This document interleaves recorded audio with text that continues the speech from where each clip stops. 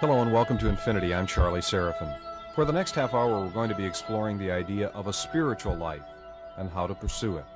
Our guest is Mrs. Irina Tweedie. Mrs. Tweedie was born in Russia and was educated in Paris and Vienna. When her second husband died, she was led to the study of theosophy. Later on, she traveled to India, where she met a Sufi master who was to become her teacher. He asked her to keep a diary of her experiences, which became an extraordinary book, The Chasm of Fire, a woman's experience of liberation through the teachings of a Sufi master. Near the end of our program, Mrs. Tweedie will be teaching us a method of meditation. Mrs. Tweedie, what is a Sufi? A Sufi is someone who follows the Sufi path. Sufism is neither religion nor it is a philosophy. It is a way of life and a way of self-realization. Anyone can be a Sufi. There are Christian Sufis, there are Hindu Sufis, there are Muslim Sufis. Can you tell us more specifically about Sufism? Anyone can be it, but what kind of a spiritual path is it? Well, our teacher told us that Sufism is certainly not Islamic mysticism. It is very much older than that. There was a time when, and they say it was very far back, even before the time of the Vedas, where there was a sect which was called the blanket wearers, in Persian Kamal Posh. They were the Brotherhood of Purity. Saf means pure in Arabic. And they were going from country to country in search of truth. Whoever told the truth was important to them, but not the one who told the truth, but what the truth was. There are so many paths to enlightenment. How does one know how to choose which guru to study with in India? There are many gurus, and there are many approaches. Well, I don't think one can. It is a question of trial and error. I was seeking for many, many years, till one day, by chance, but I do not believe in chance, I found my teacher. There is a special recognition when you meet the teacher. At the beginning of my book, I stated very clearly, when I met him, something in me stood up and saluted. I was in the presence of a very, very, very great being. It wasn't me which saluted him, it was just ordinary, polite greeting, like we do with everyone whom we meet for the first time. But there was a special kind of feeling, a feeling of meaning, that I am at a milestone of my life. I cannot say it better. That's how it was.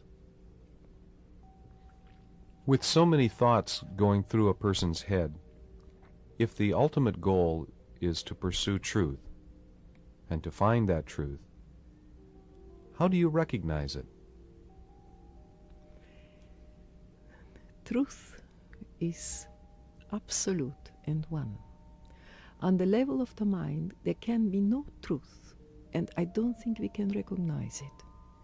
The very fact that I am different from you speaking to me now shows that neither you nor I, we can have or feel or speak the truth. Being us, different entities, you will see it from one direction, from your opinion, and I from my direction, from my opinion. So how can that be truth? Truth is one, absolute and undivided. And that cannot be known on the level of the mind, because the mind divides constantly. And we only understand by division, we can only understand by comparison. Truth can be compared, neither can it be divided. It can be only known in deep meditation, in superconscious states. I avoid deliberately the word samadhi. It has been so much abused. I call it superconscious state, where there is no mind. And the experiences from the level, or rather the space of this state of consciousness, one the memory can one bring only very incompletely into the mind. It's like St. Paul said, to see in the glass darkly. One of the nice things about this program is that I am afforded one dumb question every program, and here it comes. If you can't know truth, you can't explain it in words, you can't consciously bring it to mind, does it have a practical application in everyday life? You can't live in a meditative state all the time. Sometimes you must be awake and walk and talk and eat and breathe. So what relevance, to use a much abused word, does truth have in your waking state? That is a $64,000 question. That is very difficult to say. You can bring truth in from your heart, because truth is experienced through the heart, not through the mind, into your waking consciousness. Little by little, the mind will be trained by itself to get something back from this state of deep meditation. What I personally have found, and I can only speak personally, because I have access only to my heart, is that life becomes immensely richer. It is as if you would live on different levels of being. There is this life, our everyday life, our duties. We go to the office, or we do our housework. We have children, or we have not. It depends on our life. And then there is another level of consciousness, of absolute bliss, of absolute glory. And the deeper we merge into this state in meditation, the richer our life becomes. It is really living, like Sufis say, we are soldiers of the two worlds, the world of the spirit and the world of matter. As children, we naturally seek love and affection. We naturally seek reassurance and comfort from our parents and people around us. Do we also naturally seek truth? Yes. We naturally seek truth, because I do believe that the religion is right when it says that we are made in the image of God. And God is truth. And we have in our hearts the leading light which will lead us to that. There is this longing which every human being has at one time or the other of his or her life.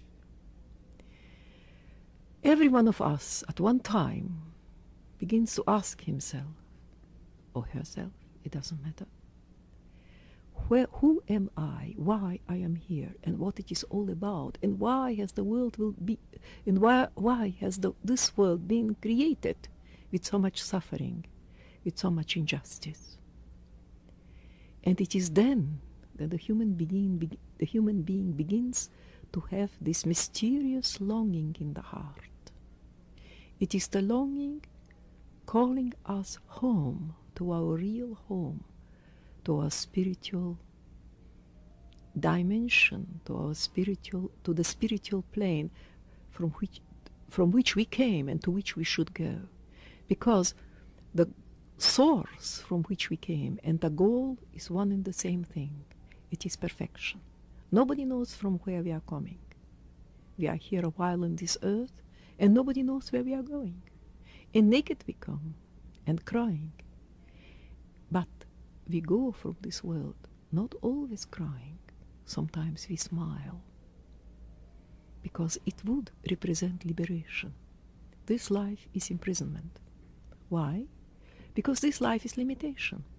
The very fact that we have a physical body is a limitation. If I want to go to London, I have to take a plane or go on a ship. There, somewhere, what I think it becomes, it's absolute freedom.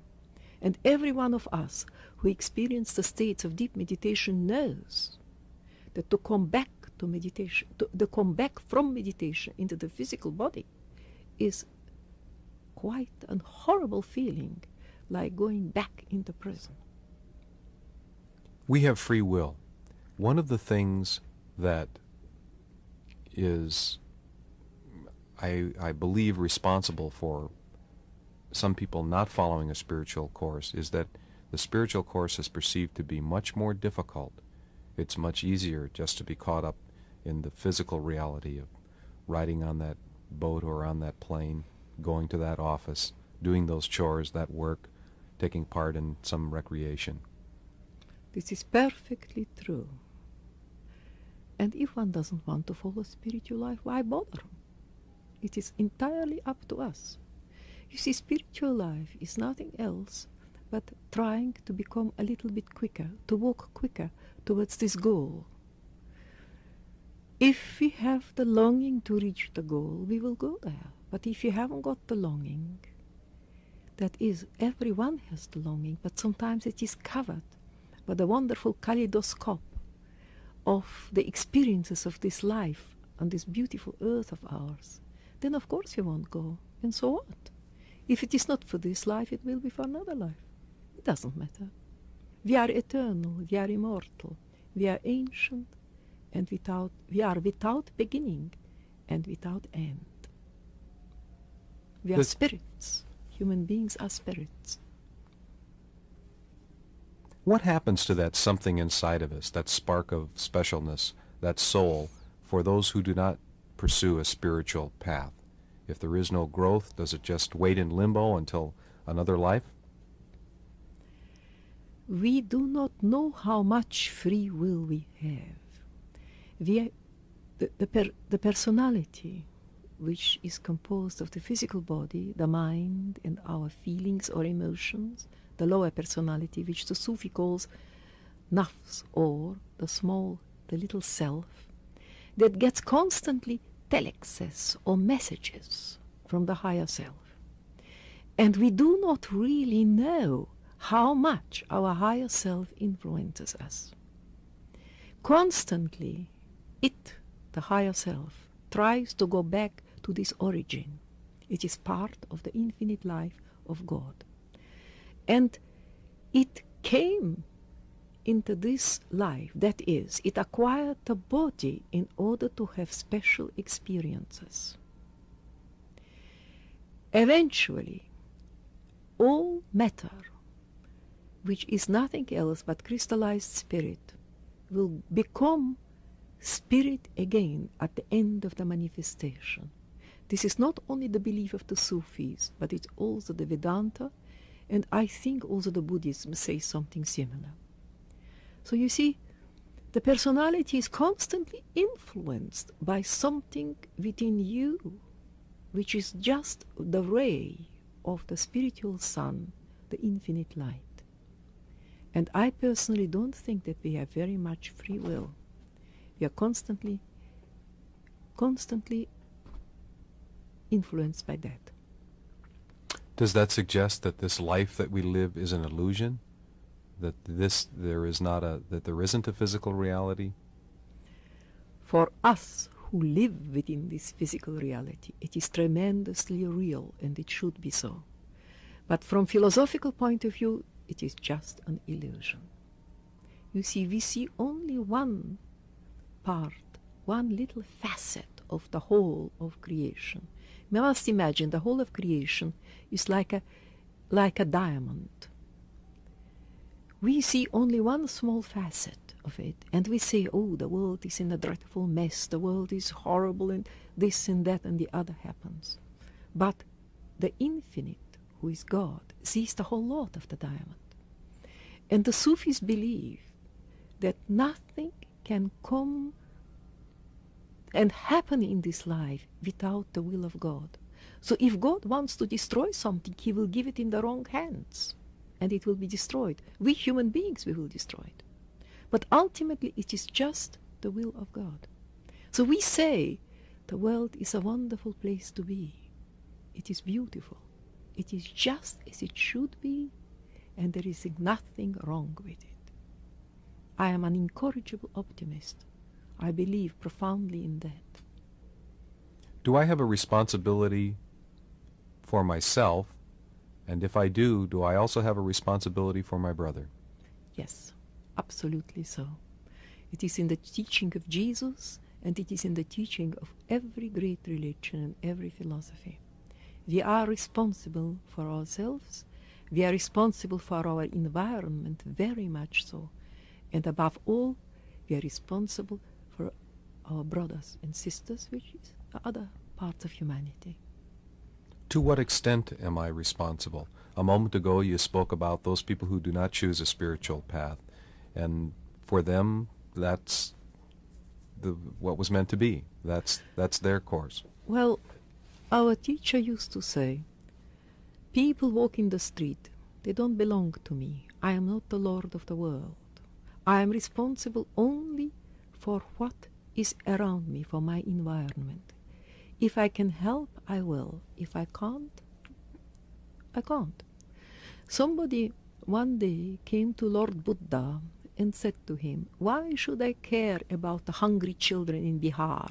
Bihar is one province in India, just under the Himalayas in the north, where there is mostly famine nearly all the time. For one reason or the other, there is hunger.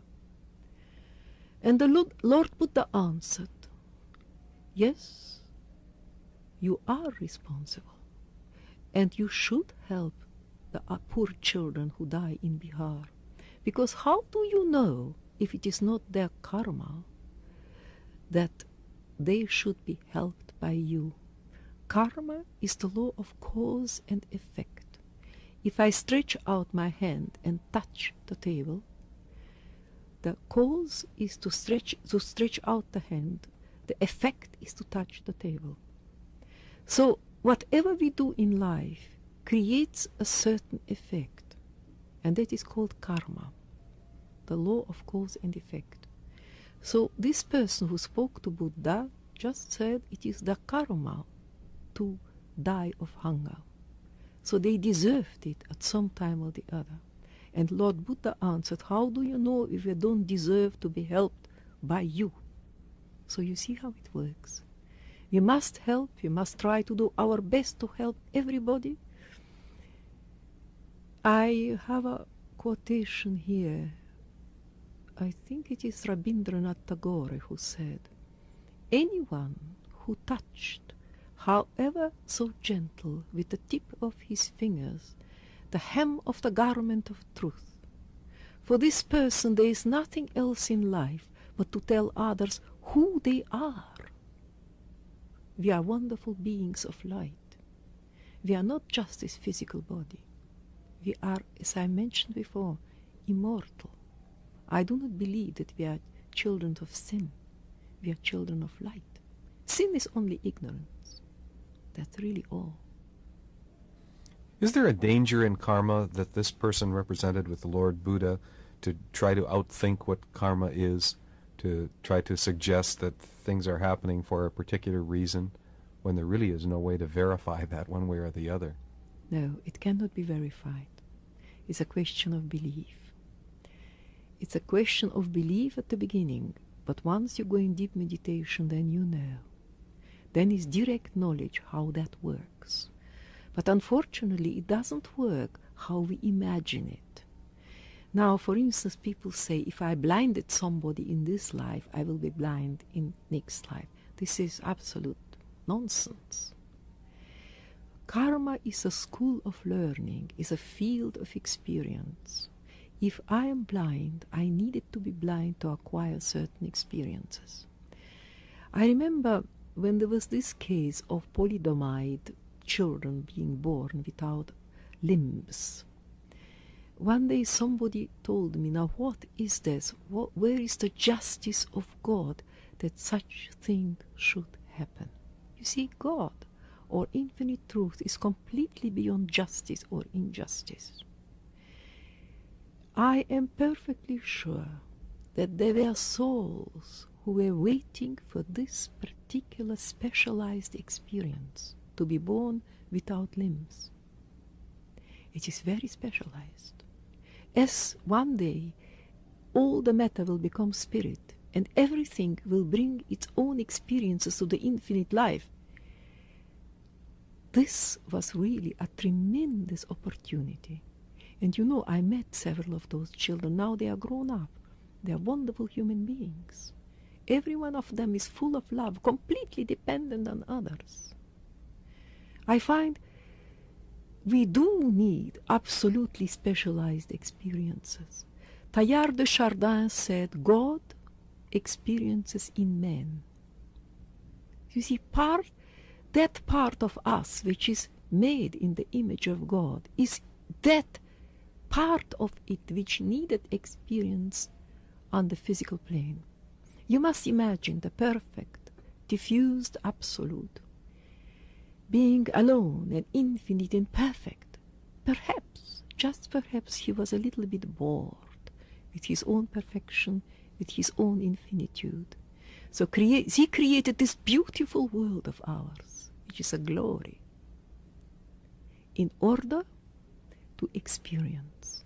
And he experiences through us. I use the word he because I am a woman. For the man, perhaps it is easier to say she psychologically. So this infinite one, who is both he and she, experiences in us. In one of the books of Sufism I read, if the brick falls on your toe, the toe is squashed, but the whole body feels it. So God suffers in us. It is as simple as that. And we will make a mess in the world and destroy this beautiful earth of ours. He suffers too. Your spiritual path has involved many miles from country to country and back again, now to California. For many people, and perhaps for one person listening right now, they would like to pursue a spiritual path, but they are limited. They are unable to go the miles to India and study with the masters that you have met. How might you help them, that one person listening right now, that is landlocked in a small town in Northern California? I would say to go in search of a guru is not the right thing. It is the guru who will find us. If we are absolutely diligent with our spiritual practices, it is as if we would light a lamp, and someone in the darkness of the world will see it and will help us. The outer guru is only always pointing to the inner guru, which is our higher self. That is the truth, and one doesn't need to go to India. You have many good teachers here in the United States, and many good teachers I have seen in Germany and met them.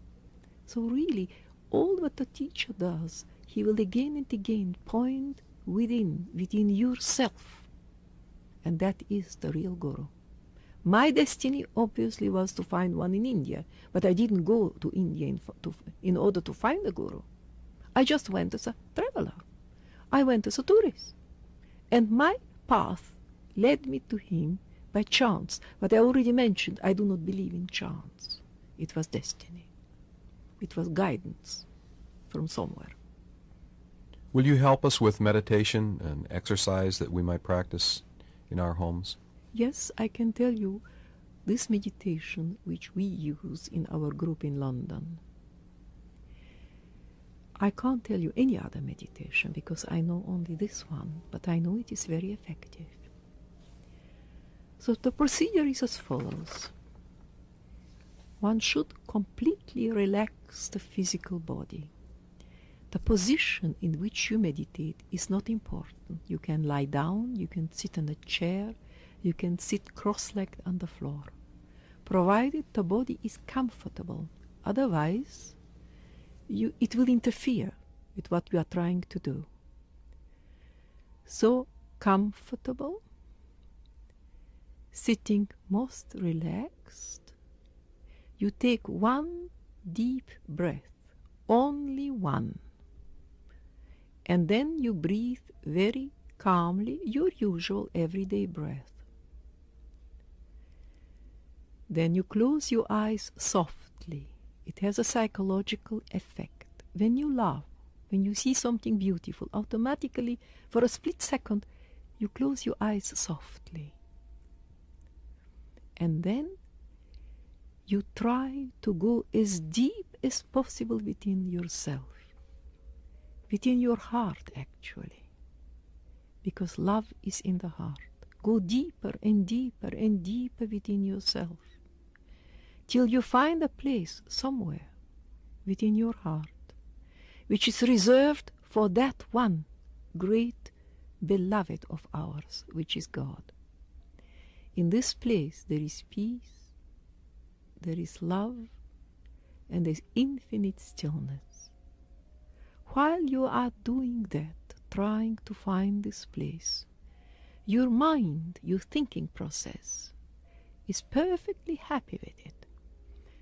Mind loves to think, loves to explore, and it will go with you to find this mysterious place of stillness and love. But the moment you have found this place, and we all have this place, and eventually every one of us will find this place, and we immerse ourselves, and we must think our physical body, everything is in stillness, in peace, within the great eternal feeling of love.